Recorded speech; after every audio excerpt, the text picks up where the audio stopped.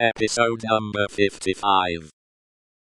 Dr. Manette received such patients here as his old reputation, and its revival in the floating whispers of his story, brought him. His scientific knowledge, and his vigilance, and skill in conducting ingenious experiments, brought him otherwise into moderate request, and he earned as much as he wanted. These things were within Mr. Jarvis Lorry's knowledge, thoughts, and notice, when he rang the doorbell of the tranquil house in the corner, on the fine Sunday afternoon. Dr. Manette at home. Expected home. Miss Lucy at home. Expected home. Miss Pross at home. Possibly at home, but of a certainty impossible for handmaid to anticipate intentions of Miss Pross, as to admission, or denial of the fact. As I am at home myself, said Mr. Lorry, I'll go upstairs.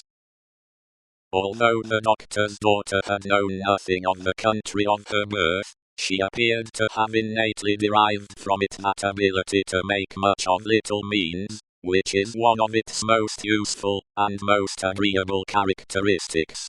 Simple as the furniture was, it was set off by so many little adornments, of no value, but for their taste, and fancy, that its effect was delightful. The disposition of everything in the rooms, from the largest object to the least, the arrangement of colors, the elegant variety, and contrast obtained by thrift in trifles, by delicate hands, clear eyes, and good sense, were at once so pleasant in themselves, and so expressive of their originator, that, as Mr. Lorry stood looking about him, the very chairs and tables seemed to ask him, with something of that peculiar expression, which he knew so well by this time, whether he approved. There were 3 rooms on a floor, and, the doors by which they communicated being put open that the air might pass freely through them all, Mr. Lorry, smilingly observant of that fanciful resemblance, which he detected all around him, walked from one to another. The first was the best room, and in it were Lucy's birds, and flowers, and books, and desk, and work table, and box of watercolors. The second was the doctor's consulting room, used also as the dining room.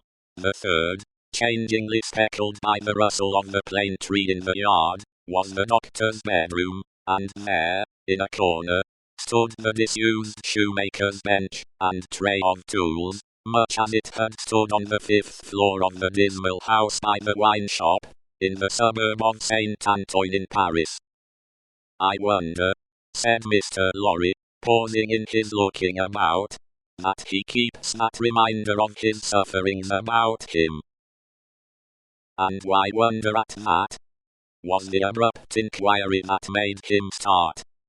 It proceeded from Miss Pross, the wild-bred woman, strong of hand, whose acquaintance he had first made at the Royal George Hotel at Dover, and had since improved. I should have thought, Mr. Lorry began. Pooh! You'd have thought, said Miss Pross, and Mr. Lorry left off. How do you do? Inquired that lady then, sharply, and yet as if to express that she bore him no malice.